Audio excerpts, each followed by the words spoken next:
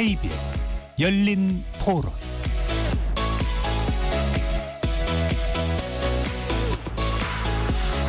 안녕하십니까. KBS 열린 토론 배종찬입니다. 우리 정보기관들의 업무 보안에 구멍이 뚫린 사실이 잇따라 공개돼 논란이 일고 있습니다. 미국에서 활동하는 국가정보원 요원의 동선이 미 당국에 의해 고스란히 노출되면서 큰 파장을 일으켰고요. 그게 대북첩보와 군의 특수작전을 담당하고 있는 국군정보사령부 소속 비밀요원들, 즉 블랙요원의 정보도 대거 유출된 것으로 확인되고 있습니다. 이 같은 군사 기밀 정보를 유출한 혐의를 받고 있는 군무원 A씨에 대한 구속영장이 발부되기도 했는데요. 왜 이런 일이 발생했는지, 또 우리 정보기관들에 대해 고강도 점검이 필요한 시점이라는 우려의 목소리도 나오고 있는데요. 오늘 열린 토론에서는 여야 국회 정보위 간사와 학계 전문가 네 분을 모시고 관련 사안들 자세하게 진단해 보겠습니다. KBS 열린 토론 지금부터 시작합니다. 치열한 토론 속에서 더 나은 세상을 찾아갑니다. 올바른 세상을 만드는 첫걸음. 평일 저녁 7시 20분 KBS 열린 토론. 오늘 토론 함께해 주실 네 분 소개합니다. 이성권 국민의힘 정보위 여당 간사 나오셨습니다. 네, 반갑습니다. 박선원 더불어민주당 정보위 야당 간사 자리하셨고요. 안녕하세요. 학계에서도 전문가 두 분 모셨습니다. 고유환 동국대 북한학과 명예교수이시고요. 전 청와대 국가안보실 정책자문위원회 자문위원장도 역임하신 분이십니다. 어서 오십시오. 네, 안녕하십니까. 전 국가안보전략연구원장을 맡으셨고요. 남성욱 고려대 통일외교학부 교수 나오셨습니다. 안녕하십니까. KBS 열린 토론은 시민분들과 함께하고 있습니다. 문자로 참여하실 분은 샵 9730으로 의견 남겨주실 수 있고요. 단문 50원, 장문은 100원의 정보 이용료가 붙습니다. KBS 모바일 콩을 통해서도 무료로 참여하실 수 있고요. KBS 1라디오의 모든 프로그램은 유튜브에서도 함께 하실 수 있으니까 많이 들어와 주시고 구독 꾹 눌러주시고 좋아요도 보내주시면 좋겠습니다. 자, 오늘 네 분과 본격적인 토론에 들어가기 앞서서 시민들은 이번 국군정보사령부 소속 군무원의 기밀 유출 파장 어떻게 바라보고 있는지 듣고 오겠습니다.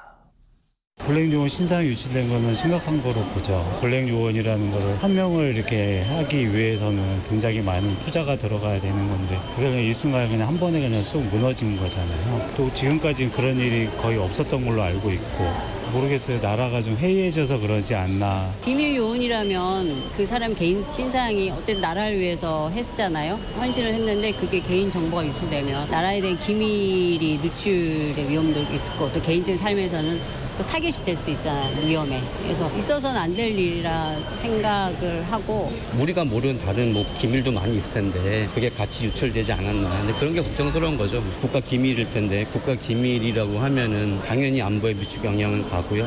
우리나라가 이제 간첩법이라는 게 좀 너무 이제 이 시대에 안 맞잖아요. 그러니까 이런 걸 계기도 좀 바꿔야 되지 않을까. 나라의 그 중요한 자원들을 리스트를 그런 식으로 오픈해버리는 경우가 어디 있어요. 그러니까 나라의 중심이 없는 거예요. 기강이 없는 거죠. 국가의 미래죠. 안보가 튼튼해야지 나라가 사는 거죠. 아니 용산도 하늘이 떨리는 판국에 그런 것까지 떨려버리면은 뭐 국정원이나 정보사들이 존재할 이유가 있나요? 간첩법은 당연히 개정을 해야 됩니다. 지금 삼성전자나 LG전자가 기밀 같은 게 중국에 많이 노출되고 뺏기는 판국에 그런 법도 다 같이 개정해가지고 국가 경제성장 동력으로 만들어야죠. 법 하나 때문에 그런 부분이 소홀해진다면 나라꼴이 엉망진창이죠. 그리고 뭐 이것에 대해서는 뭐 여야가 따로 없는 거죠. 시민분들의 의견 어떻게 들으셨는지요? 정보사 군무원의 기밀 유출 사건입니다. 요약하면 이렇습니다. 국군정보사령부 소속 군무원 A씨가 해외에서 신분을 위장해 활동하는 블랙요원과 전체 부대원 현황 등이 담긴 기밀을 중국 동포에게 파일 형태로 유출한 사실을 국군 방첩사령부가 포착한 것이라고 하는데요. 하나하나 좀 짚어가겠습니다. 먼저 고유한 교수님께 블랙요원이 어떤 겁니까? 네, 신분을 위장하고 흑색 작전, 그게 이제 간첩이라는 표현도 쓰긴 하는데 예. 이제 그 상대가 봤을 때는 그런 거고 파견하는 쪽에서는 특수 임무를 담당하는 정보기관, 군 소속 요원이라고 할 수 있겠죠. 주로 이제 공작, 첩보, 비밀과 관련되는 그런 그 업무를 다루는 요원이라고 할 수 있겠습니다. 교수님 뭐 쉽게 007, 007 이렇게 봐도 됩니다. 네, 그럴 것 같습니다. 예. 블랙 요원이 그런 007, 007 같고 이제 외교관처럼 신분이 노출돼 있는 사람은 블랙 요원이 아니라 반대로 이제 화이트 요원 이런 얘기를 하는데 남 교수님 이게 기밀이 유출되는 상황이면 기존의 요원들은 활동할 수 없다. 그러면 새 정보 요원들을 뽑아야 되는 상황입니까? 네, 답답한 노릇이죠. 이제 예를 들어서 이제 중국이 저희 이제 활동 무대인데 대표적인 지역이 이제 심양, 연변, 또 단동, 하얼빈 등이 있습니다. 그동안에 이제 지금 우리 고 교수님 말한 대로 블랙으로 가서 무슨 위장을 하냐면 여행사 직원, 뭐 또 저희가 특파원도 있을 수 있고요. 네. 또 뭐 비즈니스를 하러 갈 수도 있고. 그런데 이 사람들이 국정원이나 정보사 소속 정보요원이었다라는 게 이제 저쪽 방첩기관에서 인지를 한 거죠. 그러면 이제 이거는 뭐 추방을 저 잘못하면 중국은 과거에도 구금됩니다. 그래서 지금 이 사건 나자마자 다들 이제 뭐 우리말로 정말 튀어오다시피 몸만 빠져나왔다 그래요. 그래서 뭐 일부에서는 그 집세도 다 완납하고 나오면서 물건을 못 가져왔다고 할 정도입니다. 그러니 이거를 이제 생체 정보까지 중국에 다 넘어갔기 때문에 새로 이런 사람을 구축하려면 뭐 최소 한 5년은 걸리지 않겠나. 그러면 이제 정보 공백이라는 게 생길 수밖에 없죠. 뭐 시간도 그럴 테고 비용도 상당히 많이 들어갈 수밖에 없을 텐데 국회 정보위 간사 의원 두 분을 모셨습니다. 먼저 박선원 의원께 이 파급력 심각성 어느 정도로 보고 계십니까? 예, 방금 남성욱 교수님 말씀대로 안보의 시작은 그 정보입니다. 정보가 없이 안보를 지키기 어렵거든요. 예. 그래서 아까 시청자도 그런 말씀했지만 이 사건이 발생하는 것 자체가 이미 심각한 거예요. 그러니까 피해가 어느 정도냐는 자체 조사를 해봐야 됩니다. 얼마나 타격을 입었느냐 하는 것에 대해서 정보사에서는 다 무사하게 돌아왔고 또 사건을 일으킨 군무원 A씨는 이미 업무에서 배제가 되었고 그동안 활용하던 시스템을 통째로 전환시켜서 크게 문제 없습니다. 이렇게 이제 정보위에 보고를 했습니다. 그래서 이제 이 자리에 이성권 여당 간사님도 계시지만 그걸 저희 입장에서는 그대로 믿고 싶은 거죠. 뭐 그렇지 않아 더 파괴됐어 이런 주장을 하고 싶은 생각은 하나도 없습니다. 그럼에도 불구하고 타격을 입었지만 회복되고 있다 하는 것을 다 신뢰하고 싶죠. 그렇지만 실제 정보의 세계라는 것이 또 그렇습니까? 또 정보사가 우리한테 있는 대로 다 보고를 해도 문제고 보고를 안 해도 문제지만 이런 경우는 있는 대로 다 보고하는 것도 문제거든요. 그래서 상당히 심각한 타격을 입었다. 추상적으로. 그리고 이것을 회복하는 데 수시간이 걸릴 뿐만 아니라 아까 우리 남 교수님 말씀하신 대로 그 사이에 발생하는 공백을 어떻게 우리가 메꿔야 되느냐. 총체적으로 봐서 국정원과 함께 해외 정보 활동이 사실상 적어도 어느 기간이라 특정 못하지만 정지 상태, 휴면 상태에 들어갈 수밖에 없다라고 생각합니다. 위험한 일입니다. 이 휴먼 자산 자체가 상당히 중요한데 예의님은 어떻게 보십니까? 이게 북한에 넘어갔을 경우가 상당히 또 우려되는 거 아니겠습니까? 네, 그렇죠.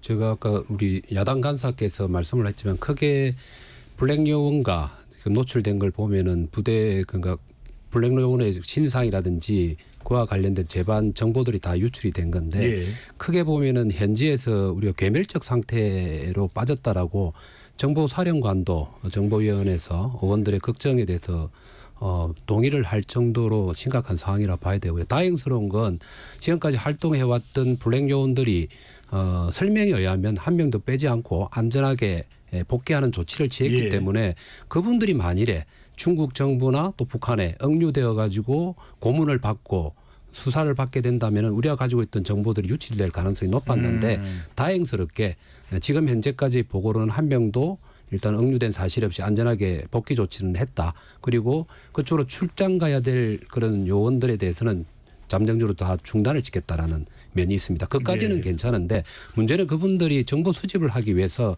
휴먼 인텔리전스라고 하죠. 예. 휴민터 그러니까 인적 정보를 활용을 해야 되는데 그 관계에 있는 그런 조력자들이나 협력자들이 이제 노출될 가능성이 높고 그렇게 되면 그분들이 활동을 못하게 되거나 아니면 그분들을 억류해서 간접적으로 우리의 정보의 기밀, 그러니까 기법이라든지 여러 가지들을 파악할 수 있는 가능성이 있지 않을까라는 예. 우려도 동시에 존재를 합니다. 그러나 이것도 아직은 수사가 다 종료가 된 상태가 아니기 때문에 예. 단정적으로는 얘기는 할 수 없지만 우려서 되는 점은 분명한 예. 사실입니다.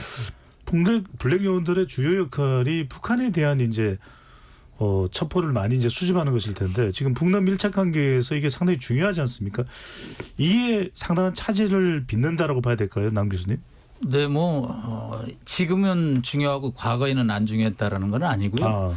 그 구약 성경 민수기에 보면 그 첩보 활동이 나옵니다. 그래서 인류의 가장 오래된 두 직업이 정보 수집 스파이하고 매춘이다. 뭐 그런 얘기를 저희가 정보업계에서 할 정도입니다. 예. 특히 지금 이제 북러가 밀착을 하고 어떤 군사동맹 조약을 맺음으로써 저희가 특히 북한 무기가 우크라이나로 지금 어떻게 가고 있는지 얼마나 가고 있는지 이런 거에 대한 정보 수요가 매우 필요한 시기인데 아까 박선원 의원님도 말씀한 대로 정보 공백이 발생을 하고 우리 이성권 의원님도 무사히 다 전원이 귀국은 했는데 이제 그 공백을 어떻게 메울 것이냐. 이게 이제 우리로서는 정보 국가의 참사라는 표현을 제가 쓰기는 그렇고요. 일단은 정보 실패이기 때문에 하루빨리 이 보완 대책이 필요하다고 봅니다.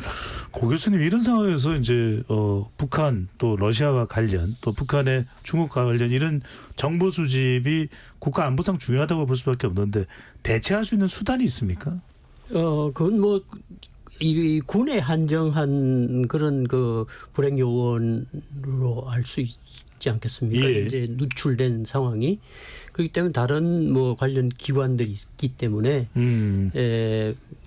군이 하는 또 특수한 그 작전 임무가 있을 겁니다. 그런 부분에서는 많은 차질이 있을 거고요.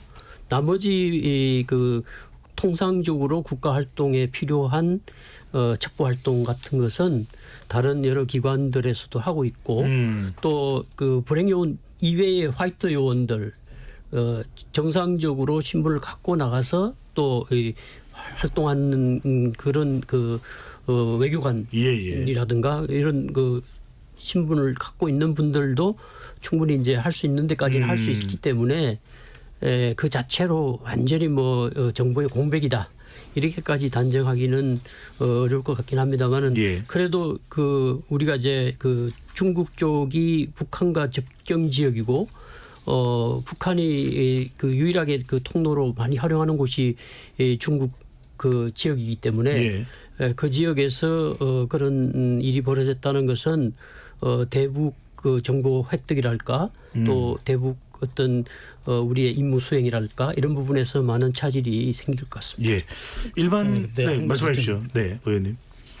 지적을 해야 되는데 이제 적어도 우리 여야 간사 입장에서는 이게 특정 국가의 이름은 저희는 확인하지 않겠습니다. 왜냐하면은 그 자체가 이제 외교 문제가 될 수 있는 거예요. 우리가 저 사람들이 확실하지 않는데.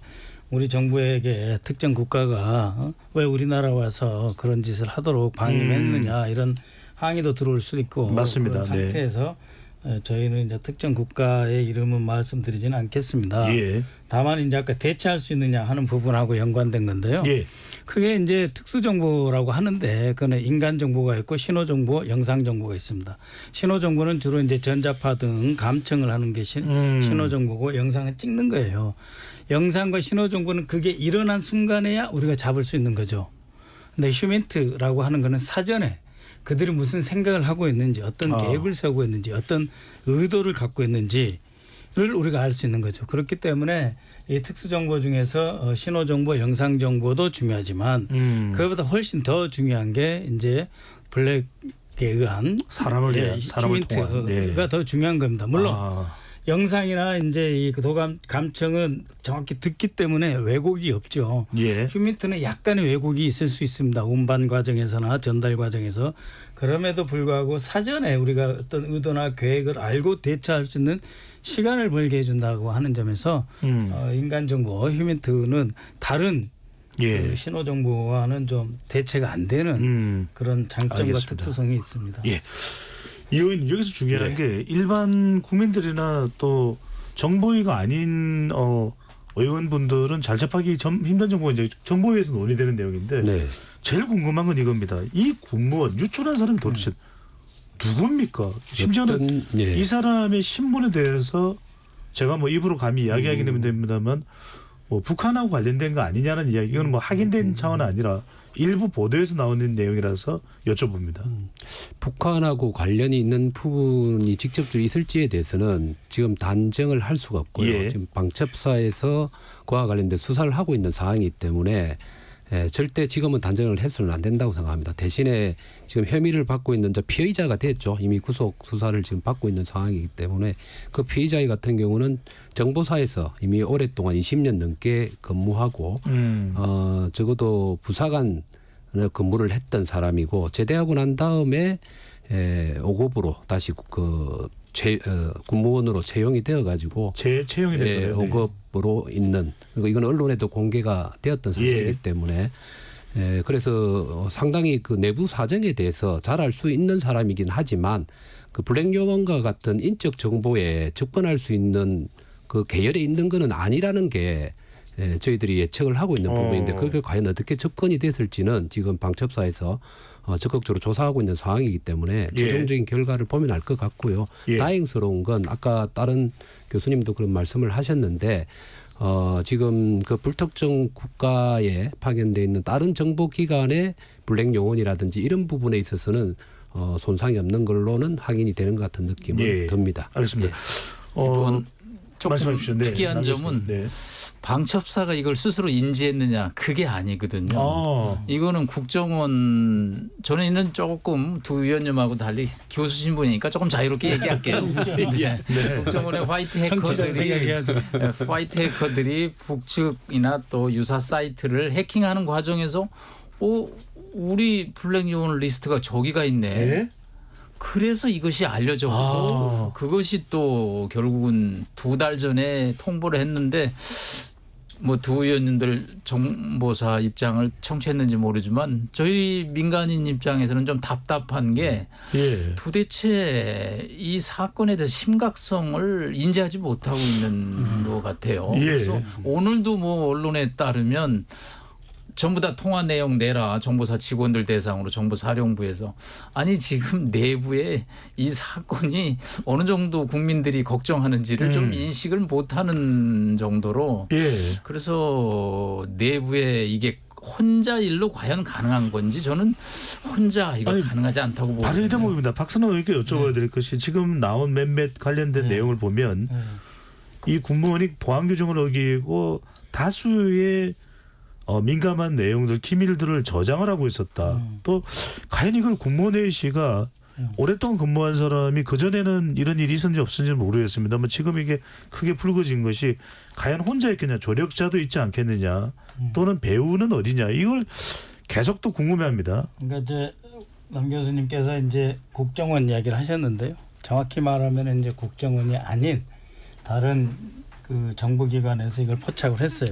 그래가지고 그거를 이제 국정원하고 방첩사에 던져줬어요. 그래서 국정원에서 살펴보고 위에 대통령실에 보고를 했고 방첩사는 방첩사대로 이제 수사에 들어갔는데 이번 걸 보면은 적어도 이거는 해킹이나 실수가 아니다. 첫 번째는 두 번째는 의도적인 행위다. 근데 의도적인 행위에서 과연 공작을 우리가 하러 들어가면 그에 대해서 포섭돼서 역공작을 당하게 되는 게 있어요. 그러니까 역으로 포섭을 당하는 거죠. 그래서 상대방의 어떤 임무 요구에 대해서 협박을 당해서 혹은 약점을 잡혀서 수행할 수밖에 없는 그런 상황에 처했을 것이기 때문에 이거는 단순히 경제적 이득을 추구하기 위한 것으로는 보이지 않는다. 근데 왜 이 첩보가 떠돌아다녔을 거냐 하는 거는 뭐냐면 이 사람 이제 전문 용어를 조금 설명을 할게요. 세 가지가 있어. 하나는 웅덩이라고 하는 게 있고요. 두 번째는 선반이라고 하는 게 있고 세 번째 무인 포스트가 있어요. 뭡니까 이게? 그러니까 웅덩이는 그냥 어디다 툭 던져놓으면은 뭐 6개월이나 어쩌다 한 번씩 이렇게 그 컴퓨터로 딱 해킹을 해뒀다가 단절돼 있던 컴퓨터 연결되면 그때 웅덩이에 모아놓은 게 한꺼번에 쭉 빠져나가는 거예요. 그게 이제 웅덩이인데 이건 내는 해킹이에요. 예. 그다음에 이제 선반은 뭐냐면은 그냥 툭 올려놓는 거예요. 누가 가져가든 말든. 그게 이제 선반이고, 그래서 세 번째가 이제 과연 그러면 이게 무인 포스트냐? 예. 근데 무인 포스트는 아닌 것 같아요. 무인 포스트는 서로 이 사이버 세계든 실제 세계든 정해진 데를 지정해 놓고 몇 시에 거기다 갖다 놓고 가져가는 거거든요. 근데 지금 이제 남 교수님 말씀 그렇고 보면은 그냥 선반에 올려놓은 거예요. 그러니까 혼자 다 못하니까 선반에 올려놓는 거예요. 뭐 그게 이제 블랙마켓도 있습니다. 정보 시장에. 예. 거기 선반에 올려놓으면 이제 이 사람이 가져가게 되는데 그때 딱 연락이 안 되고 잘못 가져갈 타임에 못 가져갈 때 그럴 때 회자될 수가 있어요. 이제 그거를 우리 쪽에서 잡아서 국정원하고 방첩사에 이제 신고를 해준 거죠. 그리고 정작 정보사령부에서는 모르고 나중에 방첩사로부터 혹은 국정원으로부터 연락을 받고 정보사에서는 그때서 알은 거고요. 예. 그럼 사전에 그러면은 방첩사는 이 일을 잘했느냐 못한 거죠. 방첩사는 정보사의 그 공격, 외부 공격부터 막아야 될 의무가 있는 거예요. 방첩사는 엄밀히 말하면 수사기관이 아닙니다. 예. 그래서 아까 그 남 교수님 말씀하신 방첩사는 잘했냐 그건 아니죠. 고 교수님은 어떻게 보십니까? 지금 정보사에서 자체적으로 발견과 파악을 못하고 다른 정보기관이 이 북한 당국의 서버에 침투하는 과정에서 이 자료를 발견했다고 하는 것은 큰일 날 뻔했던 일 아닌가 싶은 생각이 들거든요. 그게 이제 문제인데요. 기본적으로 우리나라에 그 여러 이제 정보를 다루는 기관들이 있는데 상대적으로 군 정보기관의 정보 관리가 허술하다. 그건 과거에도 알려진 사실인 것 같고요. 예를 들어서 이제 어떤 기관에서 정보를 획득해서 필요에 의한 공유라는 과정이 있는 걸로 알고 있습니다. 그런데 공유했을 때 이게 이제 누설되는 게 주로 그쪽이라는 얘기를 과거에 들은 적이 있어요. 어느 쪽요? 군 쪽이라고. 네. 예를 들어서 그때 그 김정일 내 출혈이 됐을 때 그걸 이제 우리 정보기관이 그 출혈된 내 사진을 획득한 적이 있어요. 근데 그게 누출이 돼 가지고 뭐 월간지에 그게 보도가 된 적이 있었거든요. 예. 그래서 그때도 그게 상당히 문제가 된 적이 있고 관련 인사가 책임을 진 적도 있고 그런 전례가 있는데요. 그래서 그 뒤에 들은 얘기는 그 서로 이제 정보를 공유하는 과정에서 누출이 돼서 생긴 문제다 이런 얘기를 들은 적이 있습니다. 예. 그러니까 그만큼 이제 그 군의 정보 관리 체계가 비과학적이고 비정보적이다. 그 얘기는 지금도 논란이 되고 있는 게 있죠. 그 정보 사령관과 뭐 그 밑에 있는 여단장 사이에 지금 소송전이 벌어지고 지휘 체계가 지금 흔들리는. 그러니까 지금 우리 군의 뭐 다른 해병대도 그런 문제가 지금 불거져 있는데요. 알겠습니다. 이런 부분에서 지금 이제 그 전반적인 그 수뇌부들의 그 기강도 문제이고 그리고 전문 기관들의 전문성 이런 부분에서도 관리 체계에 문제가 있는 거 아닌가. 예를 들어서 국정원이나 이런 데는 그 굉장히 그 정보 간에도 이 칸막이가 있고 서로 공유가 되는 부분과 안 되는 부분이 있고 그래서 그게 잘 드러나지 않는 경우가 있다고 하는데요. 그래서 하여튼 그런 부분에서 알겠습니다. 좀 관리를 점검해 볼 필요가 있다고 생각합니다. 이 의원님 중요한 건 이제 뭐 군에서 보안 관리를 잘해야 된다는 건 지극히 이제 상식적이고 기본적인 것일 텐데 문제는 뭐냐면 지난 4월 말에 이 정보사 내부에서 이 기밀을 유출한 혐의를 받고 있는 A씨에 대해서 보고가 이루어졌는데 왜 압수수색까지도 했음에도 불구하고 A씨를 한 달이 넘도록 그냥 출퇴근을 했다고 합니다. 그럼 자택에도 갔을 테고 그러다 보면은 뭔가 좀 기밀을 또 어떻게든 했을 가능성이 있지 않겠냐 이런 이 과정은 어떻게 보시는지요? 저도 그 점은 좀 답답한 면입니다. 그러나 아까 앞에 말씀했던 4월쯤에 정보사 내부에서 그 A씨 피의자에 대해서 이미 보고가 있었다는 부분에 대해서는 정보사는 극구 그 부분에 대해서 부인을 하고 있는 상황입니다. 그래서 그는 지금 현재 일부 언론에서 나온 내용이기 때문에 그것을 동조하거나 단정할 필요는 없을 것 같고요. 단 사건을 통보받고 인지한 이유, 그게 이제 6월 초라고 지금 알려져 있지 않습니까? 거기서부터 구속까지는 시간이 많이 걸렸습니다. 그게 수사 기법의 문제인지는 모르겠지만 일반 범죄의 경우도 사실은 증거인멸이라든지 도주 잠적의 우려가 있지 않습니까? 특히나 이런 안보 수사의 경우는 관계자와의 조력자, 협조자와의 그 입맞춤이라든지 증거인멸 이거는 필수적으로 할 것이라고. 예, 그렇죠. 그런 측면에 봤을 때는 가급적 빠른 시기에 압수수색과 구속 수사가 필요했었을 거라고 보는데 그게 늦어진 거는 제 개인적으로는 분명한 사실인 것 같고 이 점에 있어서는 좀 답답하고 안타까운 면이 있다고 봅니다. 네. 저희는 조금 더 나갈게요. 뭐 제 식구 감싸기죠. 제 식구 감싸기. 사실 이번 사건 이후에도 정보사가 과연 개혁할 수 있냐고 기자분들이 많이 질문이 오는데 회의적으로 저 봅니다. 왜냐하면 이분들이 다 폭탄 하나씩 갖고 있습니다. 폭탄이라는 건 뭐냐면 무슨 말씀입니까? 네. 진짜 터트리는 폭탄도 있을 수 있겠지만 지난 30년 동안 정보 업무에 있으면서 취득한 그 나름대로의 기밀은 대단한 거거든요. 여기서 신호하라 사건을 제가 조금만 얘기를 할게요. 어떤 사건요? 네, 90년에 발생한 후지 TV의 신호하라 지국장 사건인데요. 해군 소령이 있습니다. 정보사 근무하는. 진급에서 누락되자 이 사람이 일본으로 가려고 신호하라를 접촉합니다. 자기 더 이상 중령 못 단다 이거죠. 그래서 2급, 3급 비밀 27건을 넘깁니다. 그런데 이 사람 얘기를 들어보면 국가가 나를 안 책임져 준다라는 얘기를 하는 거죠.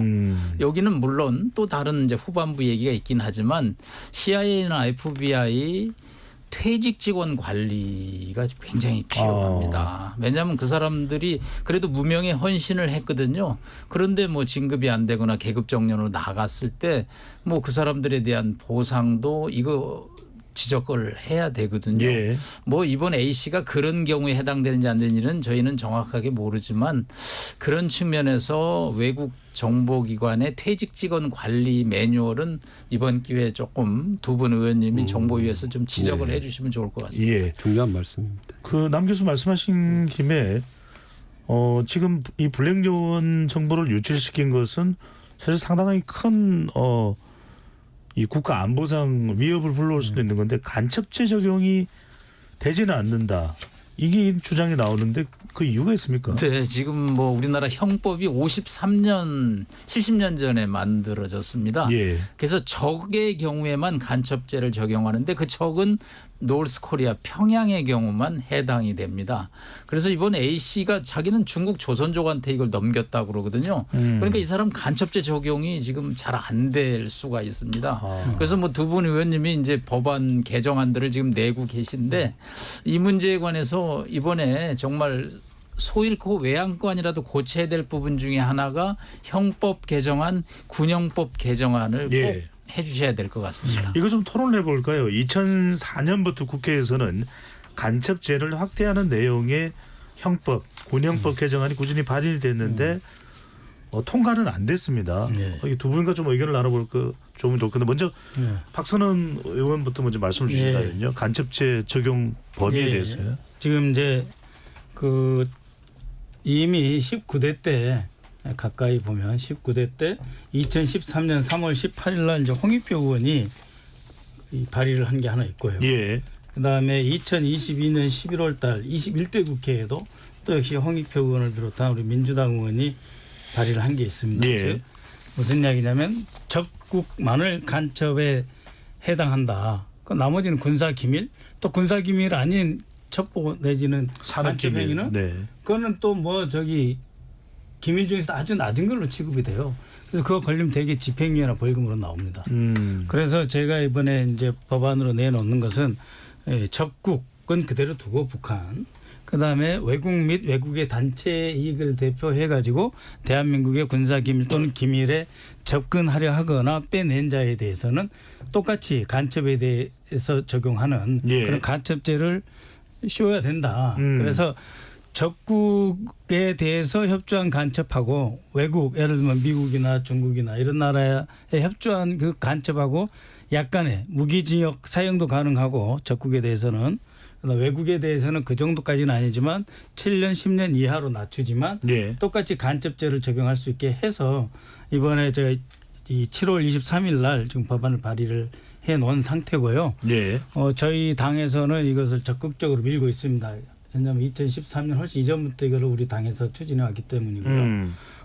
또 이번에 국정원장도 이제 뭐 소유권 외양권을 고치긴 하지만 이번에 외국 및 외국 단체 이거를 이제 그 간첩죄의 대상이 될 수 있도록 예. 하는 법안을 자신들도 이제 제시하겠다라고 하는데 비슷할 거예요. 그리고 이제 우리 여당에서도 예. 제시할 것으로 그렇게 알고 있습니다. 의원님 어떻게 보십니까? 네, 아니 내용에 대해서는 지금 우리 박선은 그 간사님이 잘 설명을 해주셨고요. 예. 근데 아까 우리 진행자께서 말씀한 것처럼 간첩죄와 관련해서는 2004년부터 시작을 국회에서 해왔는데 지금 20년이 지났는데도 예.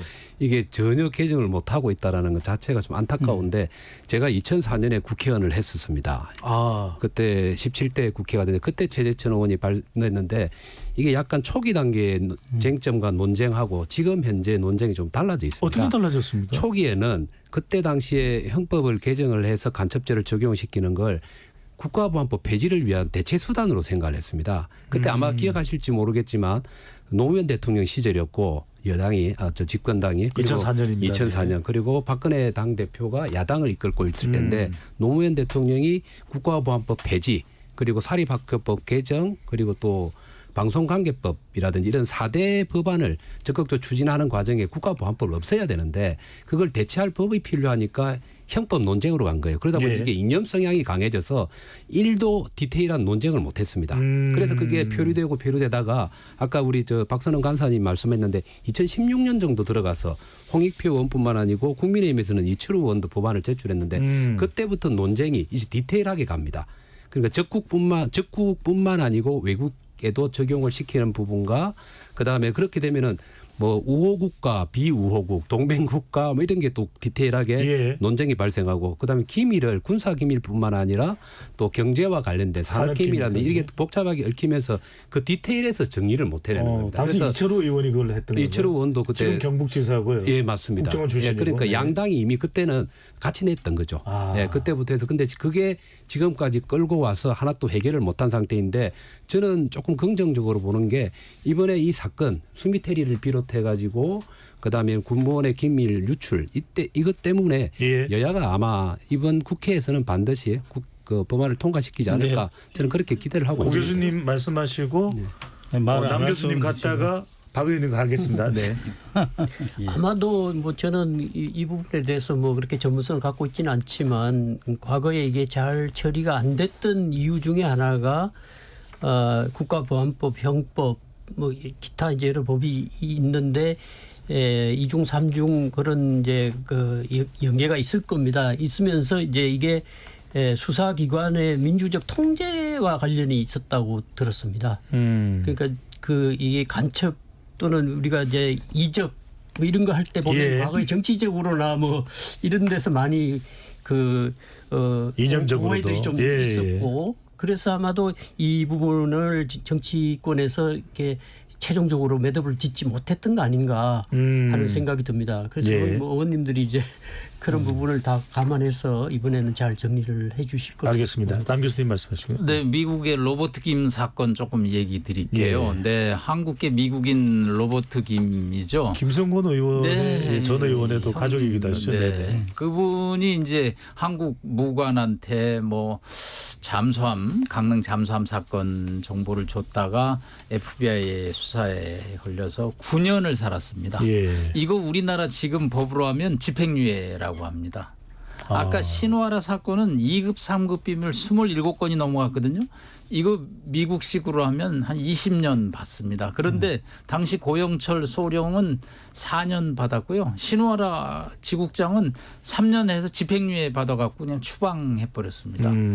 자, 아까 우리 박 의원님 말씀하는 대로 파라 외국 등록 대리등록법이 이제 법 개정을 통해서 우리 사법 체계에 들어와야 됩니다. 예. 특히 이제는 경제적 실익이 굉장히 중요한 시대에 됐거든요. 반도체 비밀이 국가의 경쟁력인데 맞습니다. 예. 그걸 빼내가는 시대가 왔거든요.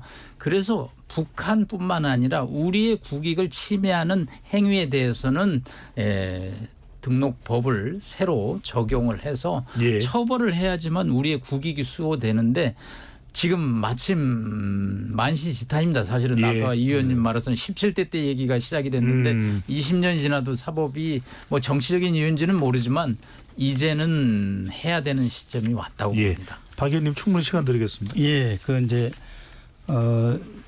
갑자기 또 2004년 이야기를 꺼내니까 네. 제가 이야기를 안 할 수가 없는데 지금 이 정부에서 다 일어난 일입니다. 수미테리 사건도 그렇고 이 정보사에서 있을 수 없는 정말 이 요원들의 명단이 다 유출됐다는 이런 일이 있는데 아무도 미안하다 잘못했다는 말 하는 사람도 없어요. 책임진 사람도 없어요. 정말로 남자답게 사표 던지는 사람 한 명이 없어요. 뭐 이런 정권이 다 있습니까? 그리고 그 간첩 사건 이렇게 나왔는데 지금 지난번에 그 제일 가까이 있는 게 2022년에 또 네. 우리 당에서 발의한 법안인데 그래서 토론이 있었죠. 네. 홍익표 의원이 네. 이 법안을 발의했을 때도 그때 이 국민의힘 쪽에 유모 의원하고 정모 의원님이 반대를 하셨는데 아마 그 외국인 대리 등록법 있잖아요. 예. 이것을 이제 아무나 못하게 해요. 변호사 협회에서 이제 아마 그것 때문에 좀 영향을 받으신 것 같고 또 하나는 이 한동훈 의원이 저기 그 법무부 장관 시절에도 예. 이것을 처리를 안 해주셨거든요. 그래서 누구 책임을 따지기 이전에 이제는 여야가 하나가 돼서 반드시 이번에는 법률을 개정을 하자 예. 하는 입장인 것 같은데 갑자기 2004년을 들고 오시니까 약간 유감스럽습니다. 예. 제가 여야가 하나가 되자는 뜻에서 한 번 더 조금 짚어봤으면 좋겠는데 2004년을 들고 온 것은 나름대로 이 간첩법과 관련된 쟁점들이나 어떤 부분에 있어서의 이견이 존재했는지 그런 역사적인 배경을 이해하자는 뜻에서 제가 17대 국회에 있었기 때문에 현장에 있었으니까 너무나 잘 압니다. 그때 네. 어떤 싸움이 붙었는지. 그래서 그걸 제가 해석을 해드린 것이고요. 네. 그다음에 수미테리 건이나 지금 이번 사건의 경우도 저는 이게 과연 이 정부만의 책임일 수 있는지에 대해서는 그렇게 함부로 말씀하셔서는 안 된다고 봅니다. 네. 왜냐하면 수미테리의 사건이 일어난 것들을 보면 첫 출발은 이미 2013년도부터 시작을 했습니다. 근데 그때 보면 진짜 이게 블랙 요원이 아니죠. 미국 쪽에 근무하고 예. 있는 우리의 외교부에 들어가 있는 그 화이트 요인이라고 봐야 되죠. 화이트죠. 그죠? 그분들의 행태가 정상적인 궤도에서 벗어나기 시작한 본격적인 이유가 2019년 문재인 정부 때부터 시작이 되었고 그게 나름대로 지금의 극단적인 상황으로 간 측면도 있다고 보고요. 그다음에 이번 그 정보사령부의 군무원의 사고 같은 경우는 적발은 이 정부에서도 했지만 시작점이 언제 됐는지 아직 밝혀지지 않습니다. 그 행태가 언제부터 시작됐는지. 그렇기 때문에 그걸 정권을 기준으로 놓고서 말씀하는 것은 맞지 않다는 말씀을 제가 꼭 드리고 싶고 그래서 지금 둘 다 동의를 하고 있는 거 아닙니까? 개인적으로 우리 박순원 의원님하고 저하고 동의를 하고 있고 그다음에 지금 양당에서 법안을 다 제출을 했고 그런 상황이고 그다음에 한동훈 대표의 경우는 적극적으로 이걸 하겠다는 의지를 표명했기 때문에 좀 미래의 관점에서 서로 힘을 합치는 쪽으로 그렇게 갔으면 좋겠다는 예. 말씀을 드립니다. 예. 네. 왜 이 정권 들어와서 그런 사건이 터질까요? 그게 문제죠. 그리고 좀 책임 좀 지십시오. 정말 너무합니다. 정말. 장관 하나 책임지는 거 못 봤어요. 그러면 안 됩니다. 자기가 대통령의 임명을 받았으면 장관이든 또 그 삼점검을 받고 장군이 됐으면 예. 통수권자를 위해서 이건 내가 잘못했습니다. 나라도 책임지겠습니다 해야 되는데 그런 사람도 없어요. 그리고 문제 생기면 전 정권 탓합니다. 그런 거 하지 맙시다 정말. 네. 남 네. 교수님 어떻게 보십니까? 의원님들이 잘 가시다가 또 약간 달라지는데요. 저는 이제 약간 교훈을 조금 얘기를 하고 싶어요. 예. 제가 칼럼 썼던 제목이 뭐였냐면 CIA, FBI는 우방국이라고 봐주지 않는다. 아, 그렇죠. 네, 제가 조선일보 읽었네요, 저는. 네, 썼는데요. 네. 네. 조금 우리 블랙이든 화이트든이 이게 워싱턴이 서울이라고 생각하면 안 되거든요. 저희가 미국에 공부를 해보니까 이게 이민자 사회예요. 전 세계에서 와서 있는데 자기네 예. 조국, 자기네 뿌리를 찾아서 미국 기밀을 빼내기 시작하면 나라가 유지가 안 되거든요. 그래서 1910년 FBI라는 기관이 만들어지면서 방첩에 모든 권한을 부여합니다. 그런데 이제 거기 워싱턴에서 우리 스미테리 사건에서 보니까 영수증을 챙기러 다시 외교관 여권을 내고 등록하고 뭐 그랬더니 또 이병호 전 국정원장님 그러더라고. 이제 국정원 예산이 많이 줄어가지고 이제는 옛날처럼 현금을 못 써서 카드를 썼다 그러는데 글쎄 그것도 익스큐즈가 되기는 좀 어려운 얘기고요. 예. 또 제가 그 스미테리가 협조한 케이스들을 보니까 이거 공공외교로 다 해결할 만한 사안들이더라고요.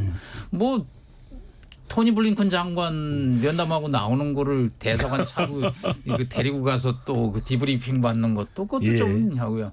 저는 일본에 품격 있는 공공 외교성 정보 활동을 했으면 좋겠습니다. 알겠습니다. 예, 그 조금만 제가 1분만 더 드리겠어요. 예, 하버드의 램지오 교수는 일본의 훈장을 받으면서 일본을 위해서 논문을 쓰는 정도입니다. 우리하고 이 격이 다르거든요. 조금 이번 계기에 한 단계 높이는 정보 활동 좀 필요합니다. 예, 알겠습니다. 시간 관계상 고 교수님도 발언을 하셔야 되는데 2부에 들어가서 바로 또 발언 기회를 드리겠습니다. 토론 진행되는 동안 청취자분들께서 의견 많이 보내주셨는데 어떤 의견이 있는지 확인해 보겠습니다. 정의진 문자캐스터.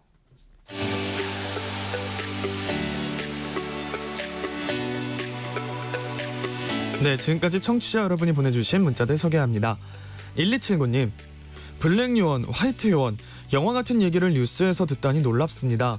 실제로 007 시리즈의 제임스 본드가 영국 비밀정보국 소속 블랙 요원이었죠. 하지만 최근 군무원이 해외 블랙 요원 명단을 유출한 사실은 큰 충격입니다. 9214님, 고의로 나라에 손해를 입히는 건 처벌이 마땅합니다. 더군다나 기밀을 유출한 사람도 특정됐으니 수사 과정도 꼭 지켜보겠습니다. 3084님, 처벌도 중요하지만 이 사건이 왜 일어났고 뭐가 잘못됐었는지를 먼저 봐야겠습니다. 물론 재방 방지도 중요하겠죠. 서머서니님, 요원들의 정보를 암호화하거나 유출 안 되게 처음부터 만들어놨어야 하는 거 아닌가요? 너무 화가 나고 답답합니다. 국가 안위가 달려있는 문제인데 말이죠. 우디러님, 사실 간첩죄 대상을 북한에서 외국 전체로 확대 적용하자는 목소리는 오래전부터 있었습니다. 무려 71년 전에 만들어진 법조항은 지금의 현실과는 맞지 않죠. 하하호호님, 다행히 22대 국회에서 여야는 간첩법 개정에 공감대가 형성된 분위기인데요. 하루속히 법 개정을 서둘러 유사한 사례가 발생하지 않도록 해야겠습니다. 라고 보내주셨네요. 네, KBS 열린 토론, 이 시간은 영상으로도 생중계하고 있습니다. 유튜브에 들어가셔서 KBS 1라디오 또는 KBS 열린 토론을 검색하시면 지금 바로 토론하는 모습 보실 수 있습니다.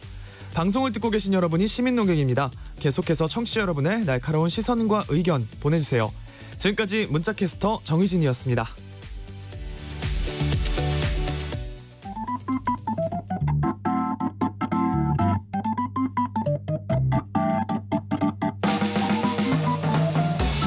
세상을 바꾸는 질문, 열린 토론이 시작합니다. KBS 열린 토론은 언제나 열려 있습니다. 단문 50원, 장문 100원의 유료 문자 샵 9730, 그리고 KBS 어플리케이션 콩으로 여러분의 의견을 남겨주세요. KBS 열린 토론 2부 이어가겠습니다. 오늘은 정보사에서 발생한 첩보 요원 기밀 유출 사건 관련된 이야기 나누고 있습니다. 스튜디오에 국회 정보위 야당 간사인 박선원 더불어민주당 의원, 국회 정보위 여당 간사죠. 이성권 국민의힘 의원, 고유한 동국대학교 북한학과 교수, 남성욱 고려대 통일외교학부 교수 네 분과 함께하고 있습니다. 고 교수님, 네. 지금 국회에서 뭐 꼭 이번 사안 때문만은 아닌 것으로 생각이 드는데 적국을 이제 외국어로 좀 확대하는 이 간첩죄 개정 논의가 활발하게 좀 이루어지고 있는 셈입니다. 네. 이 부분 어떻게 보시는지요? 우리나라의 법 체계라든가 이런 것들이 대부분 이제 분단 국가라는 그 특수성을 반영한 법 체계라고 볼 수 있습니다. 그래서 주로 이제 북한을 적으로 하는 뭐 여러 대비 관련 법 이런 것들이 이 주였는데요. 근데 지금은 뭐 아시는 대로 글로벌 시대고 또 안보 위협이라는 것이 뭐 군사적인 것뿐만 아니라 뭐 경제, 기타 문화까지 다 포함하는 그런 그 시대이고. 예. 그래서 이제는 그 사람이나 국가만 겨냥해서도 안 될 겁니다. 이제 예. 비인간 행위자들. 다양한 지금 뭐 AI 시대가 됐고요. 이제는 앞으로는 아마 AI가 뭐 정보를 조작하고 전파하고 왜곡할 수도 있을 겁니다. 그러니까 이런 여러 가지 측면에서 현 시대에 맞는 법 체계 정비와 함께 또 국가적인 대비 태세를 갖추는 것이 중요하다고 하겠습니다. 예, 정확하게 좀 정해야 될 필요가 있다는 말씀 주셨습니다. 박선원 의원께 이거 여쭤보겠습니다. 이걸 또 궁금해하는 분들이 계셔서요. 이제 대공 수사 역량이 참 중요하다. 네, 이걸 그렇죠. 뭐 이념의 잣대로 가져갈 것은 아닐 텐데 문재인 정부 때 국가정보원의 대공 수사권을 네. 경찰로 이관하지 않았습니까? 네, 그렇죠. 이 부분이 우리 방첩 역량의 수준 또 일각에서는 약화됐다라고 하는 그런 원인이 됐을 수 있을까요? 어떻게 보시는지요? 그게 이제 크게 국정원에는 이제 방첩을 전담하는 부서가 있고, 예. 그다음에 테러를 전담하는 부서가 있고, 그다음에 이제 간첩의 수사를 전담하는 부서가 3개가 있습니다. 예. 그리고 이제 그 밑에 이제 각 지부에 우리나라의 주요 광역자치단체마다 지부가 있고 그 자치단체에 가장 많은 수를 차지하는 것은 역시 테러 첩보를 우리가 수집하는 거. 그다음에 이런 방첩 행위. 예. 그다음에 이제 수사 이거예요. 근데 이 수사 역량이 우리가 생각보다 인력이 그렇게 많잖아요. 수사 능력은 뛰어난데 그렇지만 국정원은 해외에 우리 망이 있지 않습니까? 그러니까 이 간첩이나 외부에서 침투할 때 해외에서부터 전선을 치고 우리가 막아야 되거든요. 예. 그래서 국정원이 이 수사와 이 그 방첩, 간첩을 잡는 업무에 중심이 서야 되는 건 맞고 동시에 지금 이제 경찰에 정보 경찰이라는 것이 있어요. 그게 제가 그때 한번 확인을 해봤으니까 약 900에서 1,100명 정도가 있는데 예. 이분들도 모두 훌륭한 자원인데 거의 이 간첩 잡는 데 역할을 하지 않습니다. 그래서 국정원의 수사국 역량과 경찰의 정보경찰의 역량이 합쳐서 예. 총량으로서의 그 간첩 잡는 수사 역량을 키우고 그다음에 국정원이 아무래도 그 수준이 좀 높거든요. 예. 그래서 좀 경찰한테 전수시킬 것은 전수해서 상향 평준화를 시킴으로써 방첩과 수사 능력을 키우자라고 하는 게 문재인 정부의 수사권에 대한 이관이에요. 그래서 국정원에서 근데 그러면은 수사권과 그러면은 조사 예. 질적인 차이는 뭐냐 하는 것은 마지막에 구금하고 이 영장을 치는 거예요. 요것만 이제 경찰하고 합동으로 한다는 거거든요.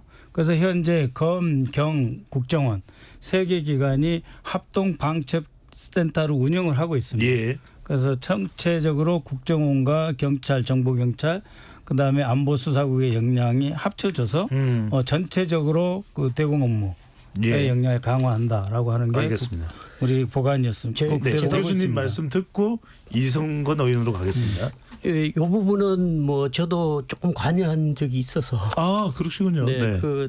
예를 들어서 이제 제가 경찰청 보안국 자문위원을 오래 했습니다. 예. 그래서 방금 이제 박선원 의원이 말씀하신 것처럼 경찰청 보안국의 인원이 굉장히 많고 수사 인력이 많은데 이 대공 수사 업무를 국정원에서 하다 보니까 주로 탈북민 관리라든가 이런 정도 하고 아주 한직처럼 인식되고 있더라고요. 예. 그런데 이제 국정원의 경우는 그 과거에는 이제 그 북한 체제 역량이 우세하고 그 공세적일 때는 우리가 이제 방어하는 대공 업무가 주 업무인데 지금은 체제 역량이 우리가 훨씬 우세하거든요.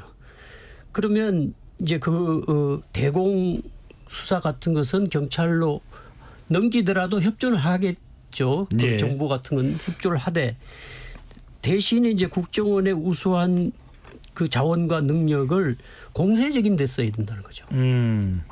그건 이제 여러 가지 의미가 있는 겁니다. 그러니까 이게 이제 수세적으로 내려오는 걸 막는 거는 과거에 이제 냉전 시대에는 우리가 영향이 가니까 물샐 틈 없이 간첩 하나라도 잡아야 된다. 그런데 지금은 거의 뭐 이 북한도 실제로 난파 이런 식으로 안 하거든요. 다른 여러 가지 방법을 하기 때문에 그래서 이제는 그 부분은 경찰로 넘기고 협조 체제를 갖추되 정부는 대신에 국정원은 그야말로 자기들의 고유 업무를 해야죠. 이게 이제 주 업무 중에 하나가 공작이죠. 그래서 그러려면 그 많은 예산과 인력을 효율적으로 배치하려면 지금은 더 공세적으로 가야 돼요. 선택과 집중을 달라진 또 이 안보 환경에 맞추어서 적용을 할 필요가 제가 그때 국정원 개혁발전위원 할 때 그런 이제 현황들을 파악했는데 이제 국정원 쪽에서는 계속 그 문제를 제기하시는 것 같더라고요. 지금도. 그런데 이게 여러 가지를 잘 파악해 보면 그렇게 정리를 할 수 있을 것 같습니다. 이 의원님께서는 이 문재인 정부 때 국가정보원의 대공수사권을 경찰로 이관한 부분 어떻게 보시는지요? 저는 뭐 체계적으로 제가 분석하거나 그렇지는 않습니다만 이게 조금은 정무적으로 판단을 했을 때 경찰에 너무나 많은 과부하가 걸릴 수 있다는 생각도 좀 해봅니다. 문재인 정부 들어와서 검경 간의 수사권 조정을 하지 않습니까?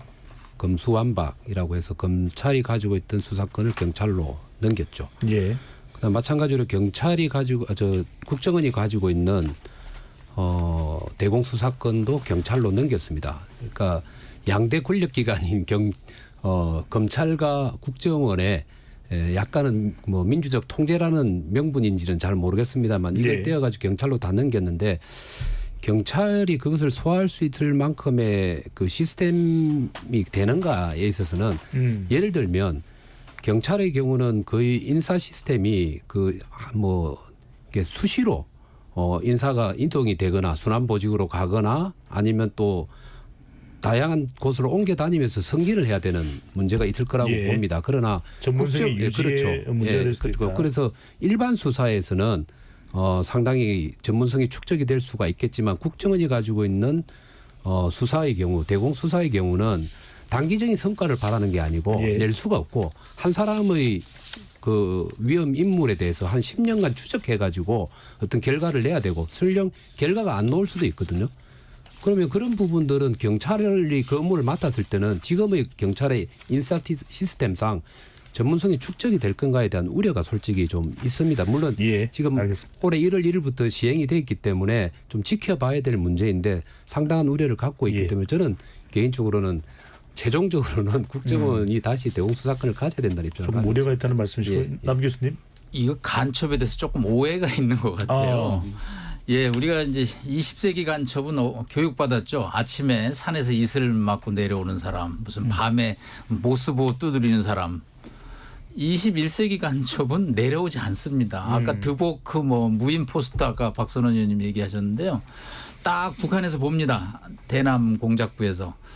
반정부 활동하거나 친북 성향의 사람을 1년 정도 관찰하다가요. 인터넷을 통해서 제3국으로 끌어냅니다. 거기서 충성맹세시키고 사진 찍고 공작해서 다시 보냅니다. 토착 자생 간첩이거든요. 그러려면 이 사람들 추적하려면 해외 정보망이 필수입니다. 경찰 영사가 총영사관에 한 명씩 있는데 현장 관광객 소매치기범도 추적하기 바쁘다는 거예요. 이거는 국정원 외부 요원들밖에 하질 못합니다. 이게 첫 번째이고 두 번째 14만 경찰인데요. 저도 얼마 전에 또 그 강의를 갔더니 아주 피로감과 불만입니다. 왜 이거 우리가 원하지도 않는데 이거 우리 보고 수사하라고 그러냐. 대공수사권을 말씀하시나요? 네, 이거 하루아침에 안 되는 거다 이거죠. 그리고 조직은 승진 체계 속에서 움직여주는데 경찰은 경찰의 승진 세계가 있고 일반 경찰이 있거든요. 치안 경찰이. 국정원은 다 한 목소리를 내는 조직이거든요. 여러 분과는 있지만 그래서 지금 1년도 안 돼서 이거를 또 돌아가는 문제는 너무 성급하다는 판단이 있는데 저는 이게 분명한 어떤 공백을 가져올 거라고 봅니다. 그래서 우리 박선원 의원님하고 이성근 의원님이 좀 잘 보시다가 문제가 좀 심각해지면 좀 논의를 해 주시기 바랍니다. 고 교수님 제가 말씀드려야 되겠는데요. 의원님 먼저 하고 드리겠습니다. 이제 이제 우리 국정원 법을 보면 예. 그 대공 방첩에 대해서는 수사권을 거의 버금가는 조사권이 있어요. 그리고 우리 직원들한테 조사원증도 다 주고 있고. 국정원법에. 네. 그렇죠. 그래서 거기서 최종적으로 체포해서 이 기소장 쓰는 것만 경찰하고 같이 하게 돼 있어요. 그래서 그 실제로 침해받는 것이 없다라고 하는 점을 꼭 말씀드리고 있고요. 그 외에 또 하나의 장치를 만들었는데 그게 뭐냐면 대응 조치라는 걸 만들어놨어요. 그러니까 한번 생각해 보세요. 저기서 지금 간첩선이 들어와 가지고 서해에 간첩선이 들어오고 있어요. 우리가 신고를 받았어요. 그 우리가 출동했어요. 그거 보고 놔둡니까? 놔둬야 안 돼요. 신고를 하겠죠. 네. 놔두면 안 되잖아요. 우리 그 113으로 제일 먼저 예. 국정원에 신고가 들어와서 우리가 출동을 하잖아요. 그러면은 대응 조치를 하게 돼 있어요. 그럼 그들을 무조건 잡아야 되는 거예요. 현장범으로. 그렇기 때문에 우리 그 국정원이 기본적인 대공 업무를 한다고 보시면 돼요. 수사권이라고 하는 것은 마지막 강제 수사 단계에서 어떤 식으로 법률적으로 처리하느냐의 문제고, 그다음에 남 교수님 말씀하셨다시피 이제 우리가 간첩죄의 대상이 군사기밀하고 외교안보기밀하고 국익정보의 세 종류가 있거든요. 그러니까 네. 이제 외교안보, 국익정보까지는 이제 방첩 파트에서 이제 처리를 하는 거예요. 산업기술 보안 담당 쪽에서 처리를 하는 거고, 이제 군사기밀하고 그다음에 소위 북한의 그 대남 공작 세력으로서 조직망을 만드는 경우가 있거든요. 예. 뭐 지하당을 만든다든지 이런 것들은 전형적으로 우리 안보 수사와 이제 그 수사국의 대상이 되는 거예요. 군사기밀하고 또 다른 영역입니다. 이 부분에 대해서는 우리가 지금 올해 이제 2월부터 이제 넘어와 가지고 하고 알겠습니다. 있는데 많은 이야기를 듣고 있습니다. 예. 다만 절대 약해지지 않았다는 것만 확실하게 말씀드릴 수 있어요. 고 교수님. 네. 그 이제 아까도 말씀드린 것처럼 그 과거 관념으로 보면 간첩 하나도 잡고 뭐 그 10년씩 관찰해서 잡고 해야 되죠. 예. 그런데 이제 그 이 효율성이라는 측면에서 예를 들면 방첩사도 있잖아요, 군에. 그런 조직들도 있고 경찰도 보안국 조직이 있고 다 있는데 국정원마저 거기에 많은 인력과 비용을 쓰면서 그 일을 해야 되는가, 저는 그런 생각이에요. 그래서 오히려 국정원은 공세적으로 가야죠. 그러니까 예를 들어서 지금 뭐 풍선 보내고 뭐 이런 게 지금 공작이 아니거든요. 그러니까 북한의 체제 변화를 유도하고 뭐 변화를 유도한다고 지금 예. 많은 얘기들을 하면서도 사실은 국정원 같은 데서 그런 일을 보이지 않게 해야 되는 거거든요. 예. 그래서 그 예를 들면 독일 같은 데는 총리실의 기염이라는 고위급 간첩도 있고 했거든요. 그러니까 그게 이제 서로 좀 완벽하게 통제가 어렵단 말이죠. 그래도 그긴 통일됐거든요. 근데 뭐 우리가 그걸 뭐 잘했다는 얘기는 아니지만 그 역량이라는 측면에서 국가 역량을 어떻게 배분하고 하는 것이 더 효율적이고 국가 전략에 맞느냐. 예. 이런 부분에서 해야지 옛날식 사고를 하고 계속 그걸 고수하는 건 예. 저는 맞지 않다고 봅니다. 이 주제는 여기까지 하도록 하고요. 우리가 또 하나 좀 많은 청자분들이 궁금해하실 관련된 내용을 좀 논의를 해야 돼서 최근 국정원이 김 위원장의 김정은 위원장의 딸입니다. 김주의 후계자 수업을 했다라는 것을 정보위 두 분 간사분이 계시는 정보위 전체에서 현안 보고를 했고요. 김주혜가 아직 10대인 것으로 그렇게 추정이 되고 있습니다. 자, 북한은 지금 3대 세습 체제, 김일성, 또 김정일, 또 김정은까지 와 있는데 그 다음이 김주혜냐? 미국의 한 싱크탱크는 아니다. 동생인 김여정 부부장이 후계자로 지정될 가능성도 열려 있다. 근데 김주혜도 그렇고 김여정도 그렇고 뭐 백두혈통 이야기를 하는데 둘 다 여성입니다. 유독 남성을 상징적으로 더 강조하는 북한 세습 체제인데, 자, 네 분께 한 분 한 분 여쭤보겠습니다. 김정은 위원장의 후계자는 누구입니까? 남 교수님부터요. 남자입니다. 저는 단언코 남자라고 결론을 내립니다. 사회주의 국가는 여성이 지도자가 될 수 없습니다. 이번에 뭐 여러 얘기가 나왔지만 리일규 쿠바 참사관이 얘기했잖아요. 신비주의가 깨지는 순간 그 사람은 지도자가 될 수 없다. 아들이 지금 해외에서나 또 평양에서 교육받고 어느 정도 17세가 넘어가면 나타난다는 거죠. 저는 리일규 참사 얘기가 제가 평양에 회담도 하러 가봤는데 이 사회주의 국가는 가부장제 국가입니다. 여성에 대한 비하가 말할 수가 없어요. 왜 김주혜 데리고 나갔냐? 드라마 찍었는데 조연 데리고 나갔는데 시청률이 나오는 거예요. 그러니까 걔 데리고 나가면 계속 우리를 잊지 마. 미국이나 여러 국가에서 관심 있게 봐주거든요. 조연이다.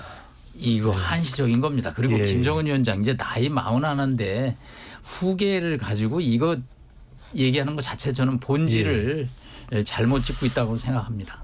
좀 더 확인된 이야기를 해야 되는 게 맞겠습니다. 뭐 일각에서 자꾸 무슨 김정은 위원장 건강 이상설 이야기도 이성건 의원께서는 김정은 위원장의 후계자는 누구입니까? 잘 모르겠습니다, 솔직히. 지금 이제 우리 남승욱 교수님 말씀한 거는 그러니까 남자 아들 그것도 첫 번째가 있다라는 게 전제가 돼야 되는데 예, 몇 가지 이야기는 합니다만 방송으로 옮기진 않겠습니다. 설은 많습니다. 설은 많은데 확인이 안 된다는 거거든요. 그리고 이제 확인된다는 근거가 제가 이제 언뜻 간접적으로 들은 바로는 한 15년 전쯤에 남자애들이 가지고 놀 수 있는 장난감을 구하려고 하는 그런 노력들이 있었다. 그게 근거로 추정을 하고 있을 뿐입니다. 그렇기 때문에 제가 볼 때 국정원에서 저 김주혜를 후계자로 생각을 하는 이유가 그 정도만의 근거 가지고 과연 이 유력한 남자를 그 후계자로 볼 수 있느냐. 그래서 그걸 배제를 한 것 같아요. 그 측면에서는. 배제해놓고 봤을 때는 여동생보다는 형제보다는 자기의 직계 남아있는 직계에게 권력을 물려주는 게 자기한테 훨씬 좋다고 판단하는 측면이 있고 현재적 시점에서 김여정이 그래도 실권자인 2인자지 않습니까? 그에 대한 약간의 견제도 힘의 어떤 견제도 필요할 것이기 때문에 인민들한테 주민들한테는 언론을 통해서 김주혜를 보여줌으로 인해서 김여정에 대한 견제도 같이 된다. 이런 게 같이 복합되어 있다고 생각하는데 그래서 저는 최종적으로는 만일에 아들이 없으면 김주혜로 가는 거는 당연한 사실이고 아들이 있다면 변수가 될 수 있기 때문에 현재 단계에서는 아직은 단언을 하기는 어렵다고 생각합니다. 박선원 의원께서 뭔가 알고 계신지 않은가? 후계자는 누구입니까? 제가 계속 이제 우리 존경하는 이성건 간사님 말씀하실 때 웃었는데요. 그 뭐냐면 대체로 동의한다는 뜻입니다. 그러니까 무슨 이야기냐면은 남 교수님 말씀도 계셨는데 김정은 시대는 오래 지속될 것이다. 라고 하는 것 때문에 김주혜라고 하는 보조 장치가 필요한 거예요. 그리고 김정은이 그 사실을 두 가지 측면에서 서로 다른 얼굴을 갖고 있는데 그 측근들 있잖아요. 고위 측근들한테는 정말 무서운 존재입니다.